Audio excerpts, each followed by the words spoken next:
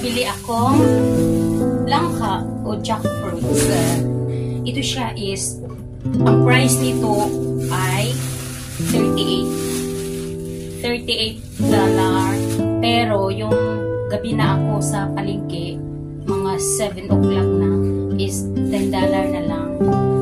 Kaya binili ko na, $10 lang siya.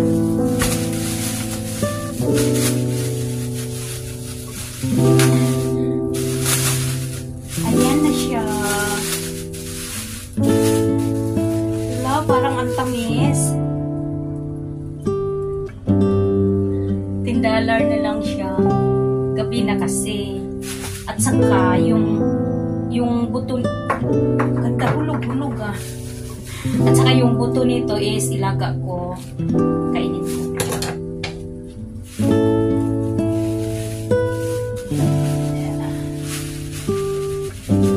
Kailangan naman kasi maubos ito. Kasi ilaga, may gusto to niya. Ilagay ko na lang sa Tupperware ang kanya.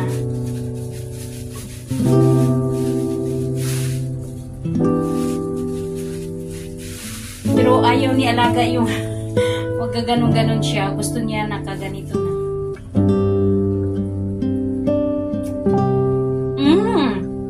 Tamis! At saka kinakain ko yung ito niya. Subo. Pagsubo.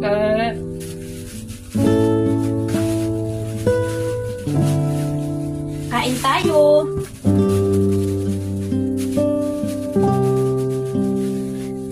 Ayan.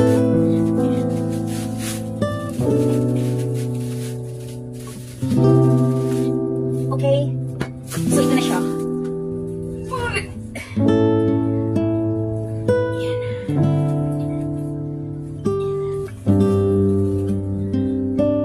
Kainan na. Ay, thank you. $10 lang. Nag-iisa lang kasi na siya. Kaya, yan. Kainan na. Tamis. Masarap siya kasi crunchy-crunchy. Hindi yung as in hinugi na.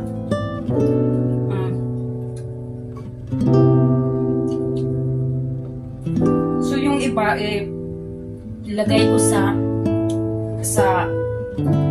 Tupperware kasi kay alaga at saka sa akin din para bukas.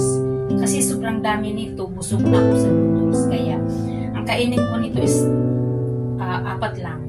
2 na yun.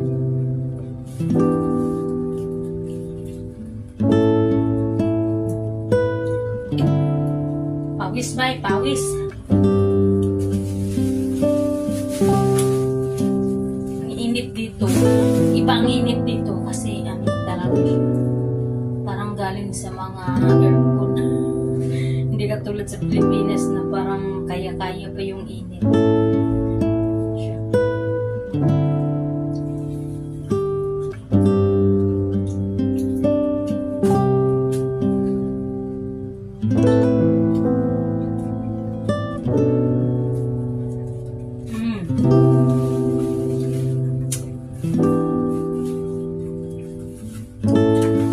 Gagawa akong bukas ng ice cream o ice drop langka.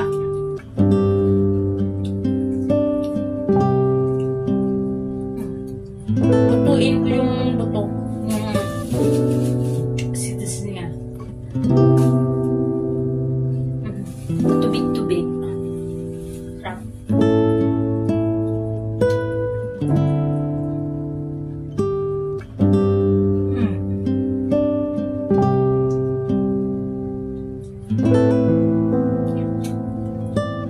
Enough na.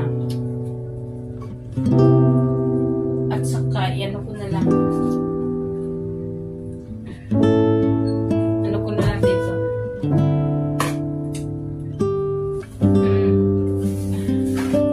Lagyan ko na ito.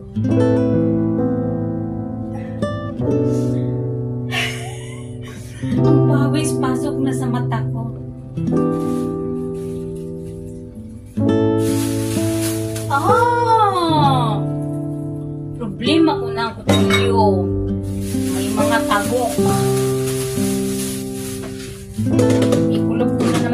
kasi ganyan, may mga tagkok.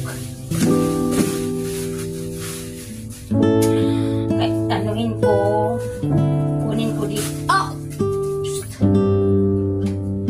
Kasi nga hindi ko maubos, kaya ilagay ko dito.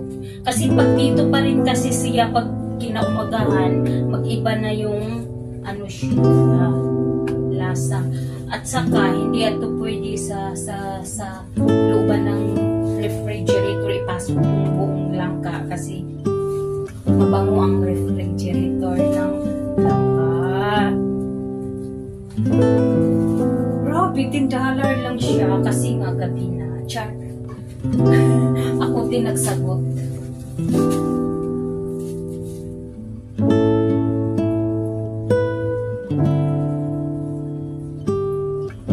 Pero kanina pa itong maaga-aga ang price is 38. Kaibigan ko kasi yung magtinda doon. Sabi ko, usakman pangyaw, usakman pangyaw. And then, ang sagot niya, no.